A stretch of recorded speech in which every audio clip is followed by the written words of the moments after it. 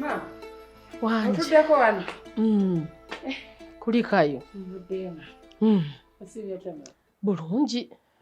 Aha. Obukulumaaluma. Bujja kuba bulungi. Kannenyigeko wano.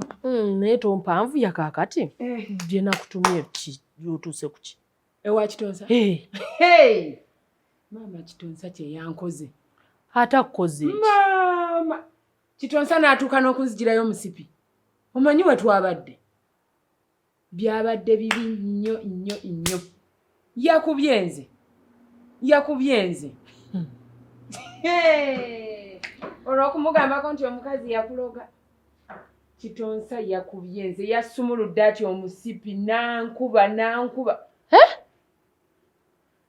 Kitonsa kyagambikako. Kitonsa ayina kyannonyaako. N'akola ki akubye omusipi? Nkugambye yankubye. Ate olaba yanjokya. Kati otoola okunkuba omusipi. N'ekituufu Kitonsa ono yeetaaga kufuna ngeri gye tukyusaamu kubanga oyo Kitonsa gw'olaba ssebo yajja wano kubula kunkuba bukubi nga mboggolera. Yajjako wano? Nno nga tugambe nti azze kulaba bulwadde. Nedda. Yajja kuŋŋamba kuva ku mukazi we. Zubeda afuuse Zubeda mu maka muno. Omukazi yaloga omwana takyalinamu wadde akatola n'akamu.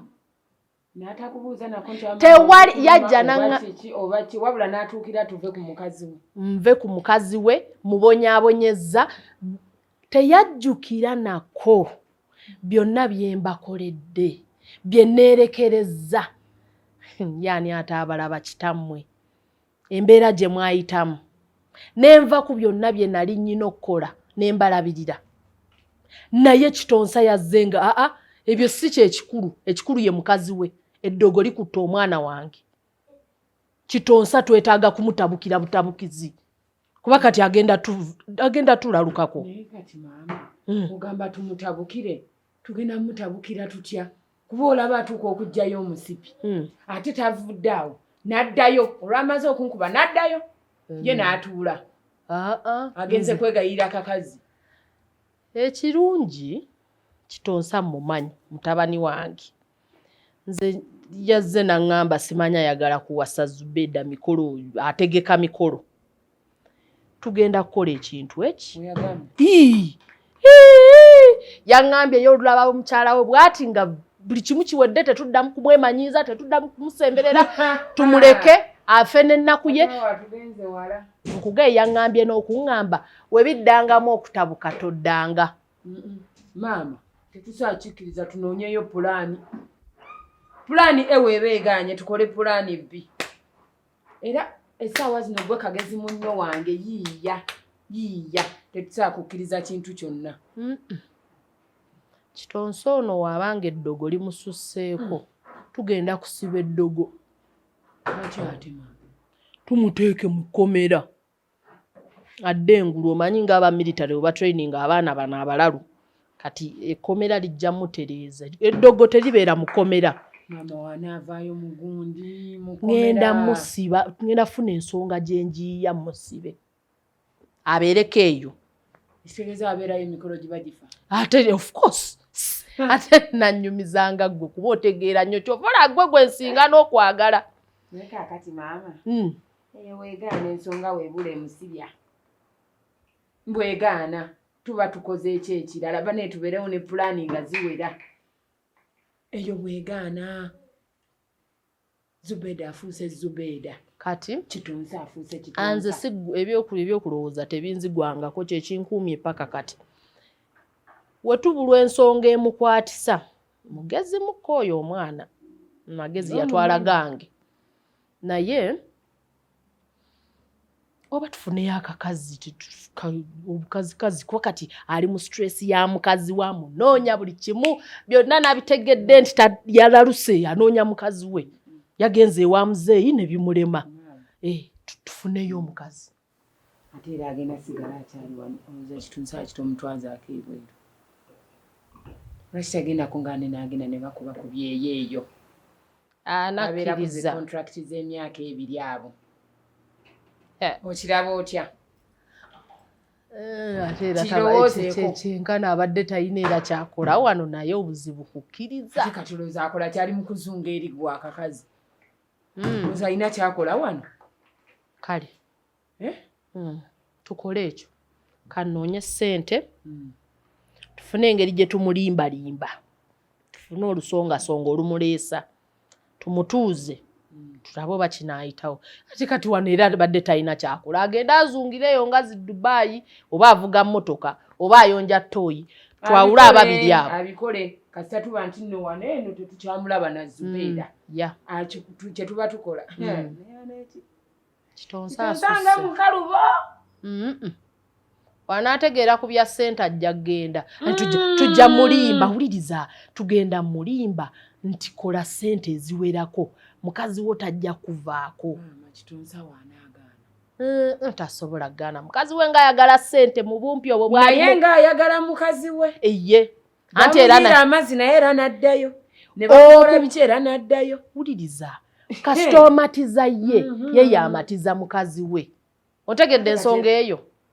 W'omumatiza bigamba omukazi ate era omukazi amugambe togenda. Kali kakazi kanaku ssente kazinoonyanga misambwa. Kasita kanaawulira nti omusajja agenze kunoonya ssente ate nga nnyingi kajja kukkiriza. Maama, ekyo nkugamba kagenda era kigaana. Kati gwe olaba tukole ki? Olowooza tetukola eri pulaani ye eri ey'okubiri gy'obadde ogambye? Ey'akakazi. Ku ddogo Kitonsa ly'ayina. Kitonsa yajja wano n'andaba nga nnyimuka n'oyimuka nfaafagana n'entebe nnyingira enju, n'akyuka ali n'antunuulira n'afuluma wadde okujja okunkwatako mbu maama. Teyakwata nako. Eddogo eriri ku Kitonsa. Nawe maama tajja tulemesa tufune akakazi nga ife nnyini tukateekemu ssente. Obukazi bw'ennaku zino watya. Ne kakola katya? Ne kava ku mulimu ne kagwa mu mukwano.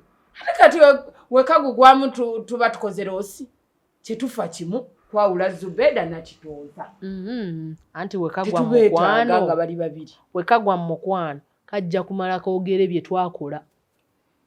Kati kye tuyina okukola wuliriza singa okwerinda si buti. Woba oyinayo ke weesiganga okamanyi.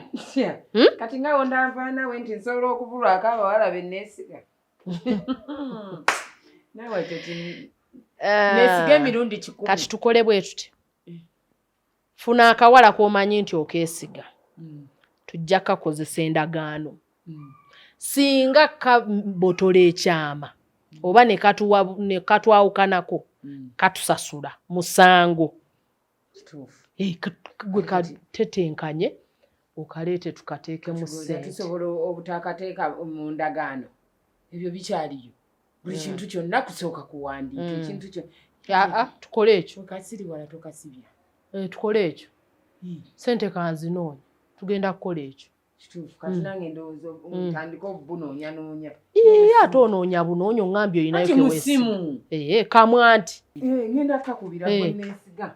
Male n'okunywana oti obudde tetulina Kitonsa afuuse Kitonsa, Zubeida atufuukidde Zubeida. Kati gwe n'akalimu akatono bwe kati kakulemye. Kati abandabirira bakole ki? Oyagala kuva eri emirimu gikulemye onywa amazzi? Kwata essimu onoonya akawala osule ng'okagambye ng'ebyo biwedde. Nva mu maaso.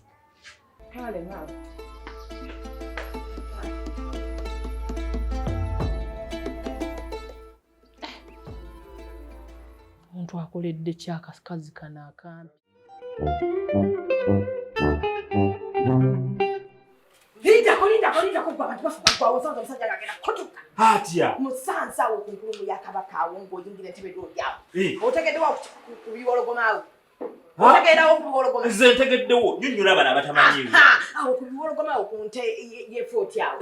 Awo otegeddewo bulungi nnyo. Awo ng'oyingira bw'oti Mbalala Road awo.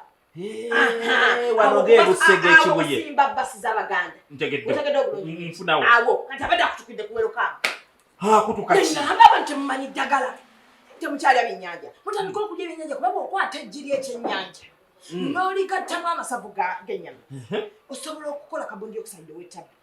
bw'oba olina omwana alina nabuguma osobola kukwata amagi g'ente okimanyi bulungi ente eriika nga njibanyi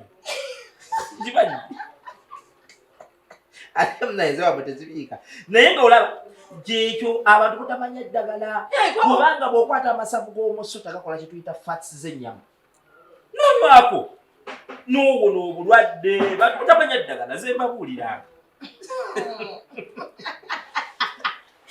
Banage, don't try this at home.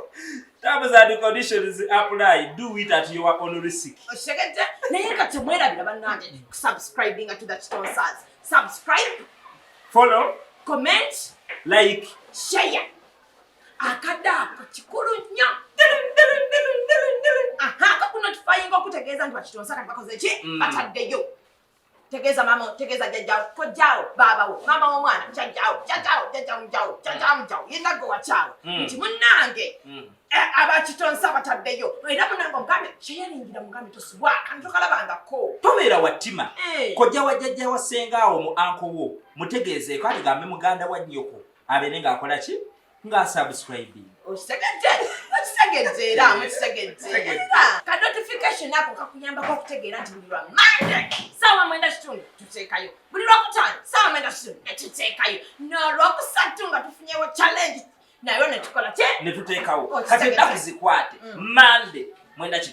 Lwakusatu ate anytime 9:30. Friday 9:30. Mwebereremu. Tell your judge to tell your mama to tell your uncle that the Chitonsas is alive and king. Thank you for coming.